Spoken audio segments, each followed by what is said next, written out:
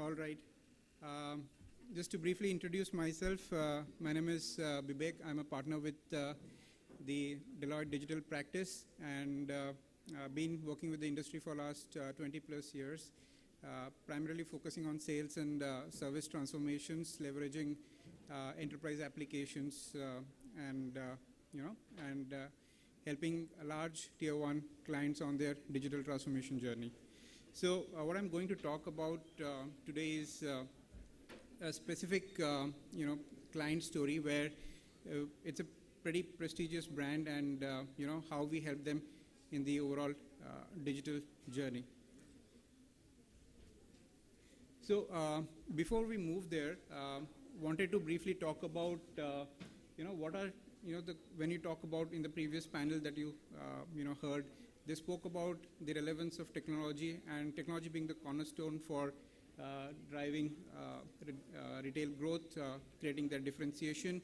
And what we have done is that, as a global partner, we have done a lot of surveys. And what has, come out evidently is that the four key pillars, what I'm going to talk about is that are quite essential for growth in retail. One is obviously focus on the loyalty program.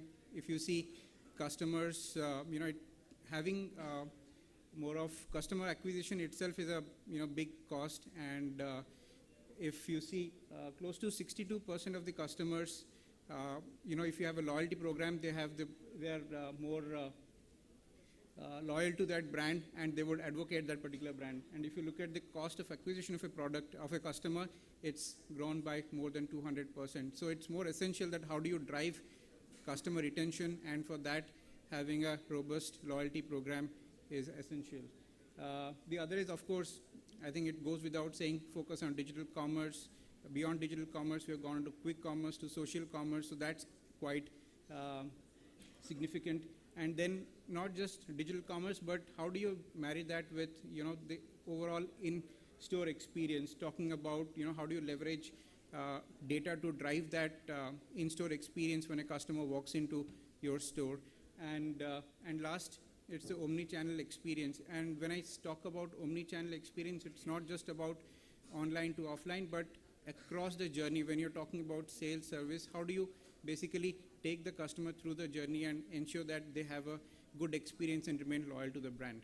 So if you look at some of the challenges, when you talk about the growth levers, what are the typical challenges that you come across in this journey? One is a lot of data is scattered across. Data which is generated in systems. For example, you have systems of engagement with customers like your marketing, your point of sale, data being generated at each of these points, but the data is not actually moving across, or it's not seamless, or you don't actually activate the data to your benefit. Then the point about inefficient store operations. When you talk about store operations, it's about workforce management, inventory management. How do you push from HQ the right product as well as the right quantity to the stores? And then it's about the customer engagement part. When I talk about and briefly mentioned that it's about sales, service, as well as when a customer is in your store, when he moves across from one particular section to the other section, are you capturing that journey within that store? As well as when a particular representative is working in a particular section, and when he does that handover, is that handover comprehensive with respect to what the customer has initially had a look, and then when he's going to a different section, for example, he came for maybe a ring, but he's moving into a kind of a bridal jewelry section. Then what was the experience? What was the feedback? And then why did he move? If you are not capturing that journey, then you're losing a lot of data, and you cannot generate insight on top of that. And the last one is, of course, bridging the gap between online and offline. So basically, these were the kind of challenges that we had with this particular customer. And a brief profile of this customer. It's one of the largest luxury brands in India, more than close to 18 brands, and starting with jewelry to eyewear to watches. I don't think we need to guess the brand anymore. But what we have been, we've been fortunate to partner with them since last 5 years on their digital journey.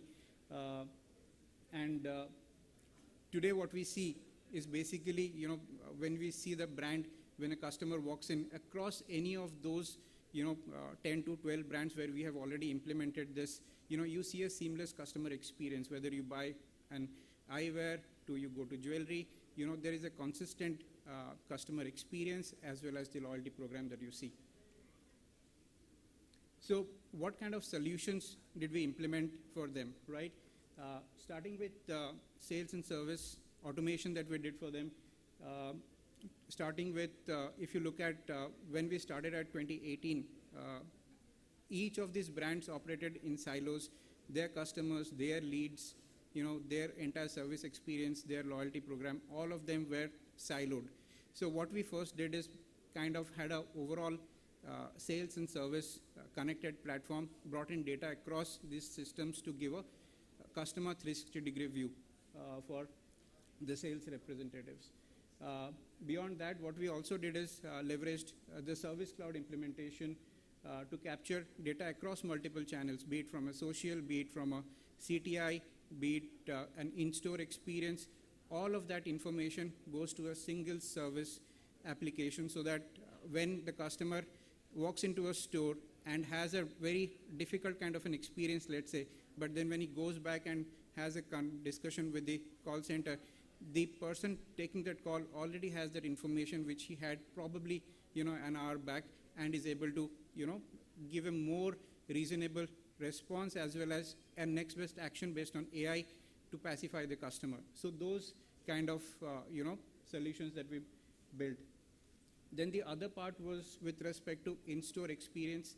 And again, this is not just specific to this particular client. What we have done is also for some of the duty-free shops in what you see in airports. When a customer walks in, this is more of a luxury retail use case. So you might be frequenting that store, and when you walk in, you would like that the store manager recognizes you, because you may be walking to that store for the first time, but you are not new to that brand. You might be going in Kolkata, but you have never visited Kolkata, but you have been associated with the brand for long. So when you walk into the store manager actually gets a notification that, such and such customer is there. This is the customer profile, and these are the, purchase history. These are the things that you can do for him. And then, that gives an impetus to the store manager what kind of conversation he can have with the customer. So those kind of, data-driven insights that we have built to enhance the in-store experience.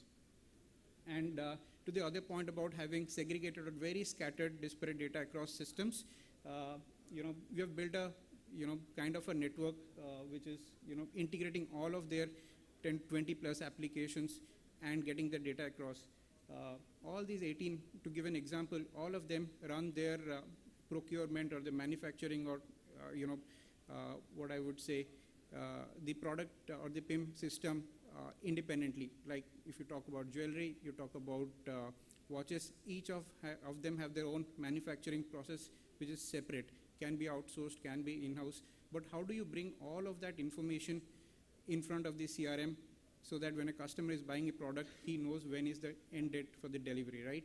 So that kind of an insight you can only get when you have an integrated system and a single point of view for the store to give that insight to the customer, irrespective of what brand product they're buying. Then with respect to operational efficiency, now when you have so many stores across the country and beyond, it is a humongous task to manage, the workforce at the store as well as what should be the target for that particular store. What used to happen earlier is that, at every month, each of the stores would give their targets, and then it will all roll up across brands, across regions, and then, it would again flow down as to, store level targets. And this itself is a painful 3 to 4 month, 4 week exercise just to, set the target for the next month. What we did is, taking all of the POS data, point of sale data, putting that into a data lake, then putting a high computing platform like a Heroku or AWS in place that can take the POS data, look at what is the growth across each of these store, and what are the objectives for the next quarter, and then flow that information back to this store, and that information gets updated, and the store manager or the store point of contact does get that information at a very short notice. So that actually reduces your target setting for a store from 3 to 4 weeks to just few days. It's just churning about the data, and it does not take as long as you have the transactional system integrated with the data lake. And again, when you have all of these systems in place, we have been able to scale up the brands in different markets in the span of just months. It takes a lot of time actually.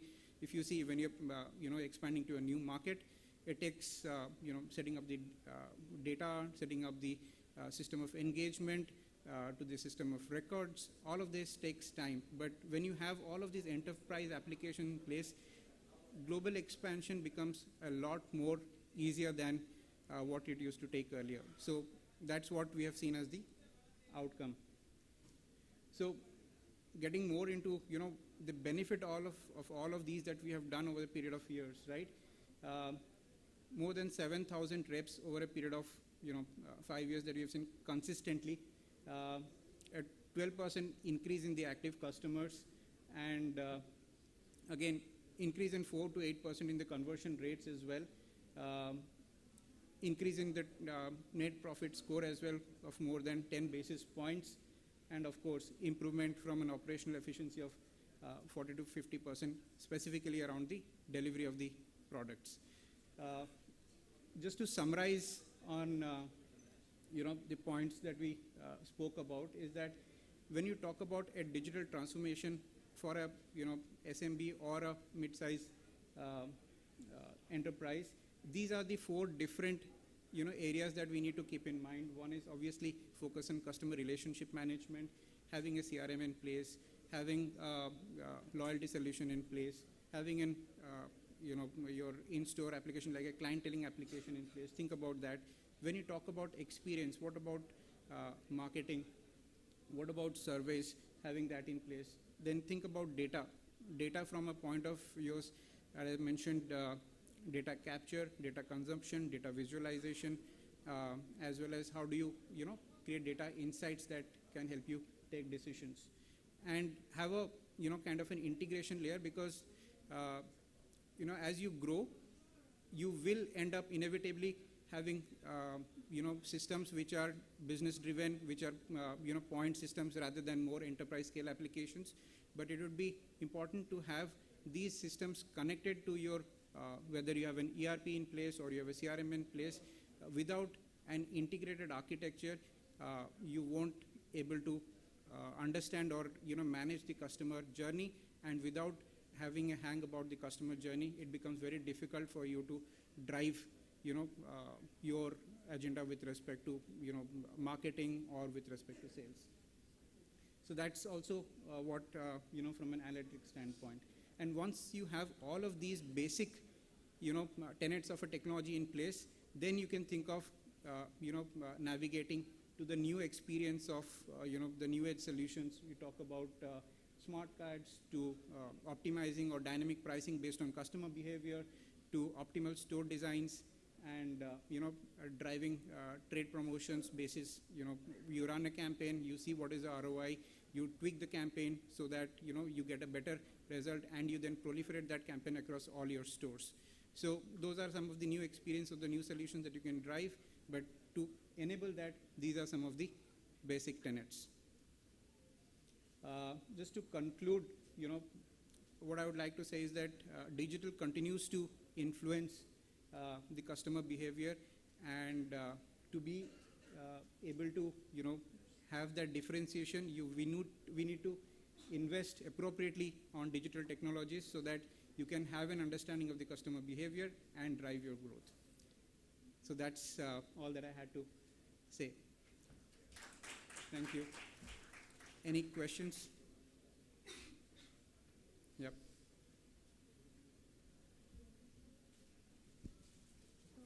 Hi, I have one question. I want to understand, you talked about data part. So in this software, I want to understand how we can get overall year's data in one platform, and then then we can segregate in the season wise, like festive wise. Is it possible through this platform? Definitely, we do. That's a good question. The solution that we have implemented in India, you have Diwali season. You have the data across 5 years. What's the spike of transactions? Which stores, which regions, right? Which brands have a spike, right? And you can, appropriately put your resources to support that. You can have your campaigns specifically around those spikes. Similarly, globally, when you're talking about Black Friday or Thanksgiving or Christmas, right? What are the kind of products that you see are getting attraction in those markets? All of that data is available for you. So as I mentioned in the previous slide, you need to have the data. The data needs to be connected to an analytics engine. That analytics engine will give you insights from a trend standpoint. And what you can do better even is that if you have AI that will give you predictive in analytics, so that what kind of offers and campaigns that you can run in future, and you can start investing on that. Does it answer? This is good one. All right. Thank you. Thank you. I have one question. Sure. Like you shared one incident, like store manager will get the idea about the customer profile. For example, like once the customer will come to the store, and based on his past sales pattern data, they can able to figure it out, and they will communicate to that particular customer. For example, I wanted to know if the data is so huge, the store which are having around 7,000, 8,000 footfall per day, for that kind of data population, is it possible in a system like it will filter and they will concise a very little population and share anything like that? Very good question. See, when you're talking about all these digital journeys, right?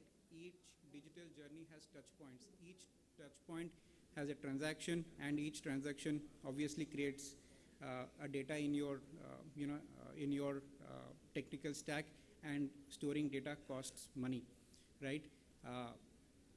Clients are investing in a lot of SaaS products, but we need to understand the relevance of data in near term, mid term, and long term, right?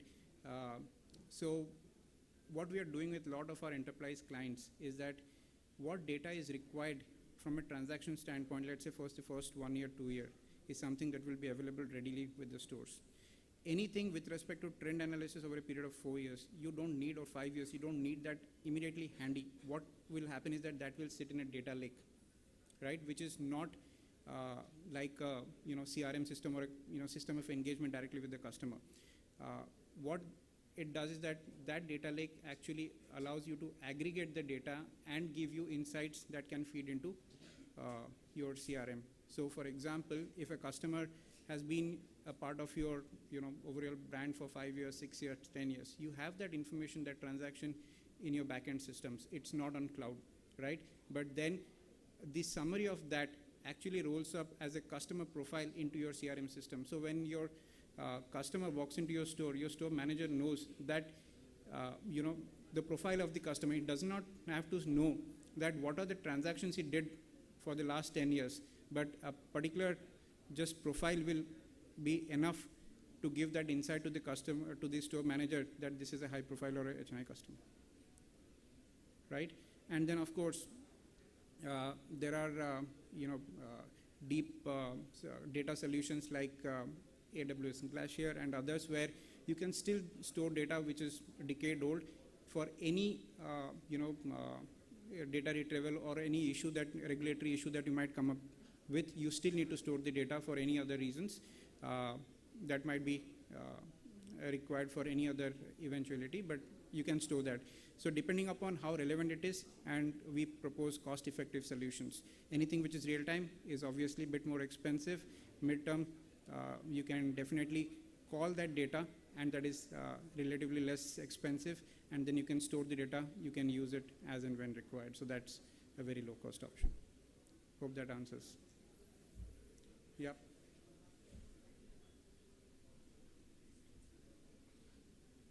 How much time? I thought we had 10 minutes, so I rushed through. Okay. Hi. So this is, the same subject that you are proactively able to, identify the customer. Let's say I'm from Mumbai and I never came to Kolkata, and this is the first time. So are you saying that, without me introducing, myself to the store guy, he's able to identify that I'll be one of his customers? So if yes, then are you using some facial, recognition technology, or what is the technology here? So it depends to what extent or what futuristic tech platform you want to use. You can use, facial. You can use vision APIs, or you can go a little, couple of years back when we started with the solution, when you didn't have all of these. We still had a mobile app. You still had Wi-Fi. So when you have installed that particular app for that particular brand, let's say you have a brand XYZ, you have installed the app, and you have never come to Kolkata, but that brand has a exclusive store in Kolkata, right? When you walk in, it does recognize you and gives a notification to the store manager. But what I'm asking is, Yeah. has it happened currently with any of the retailers that we are using that We have done that technology? for global duty-free shops, Okay. specifically through the mobile applications, Okay. right? So when you walk in, basis the geolocation, it tags to the nearest store, and the store manager gets that notification. Sure. Cool. Thanks. All right. Thank you.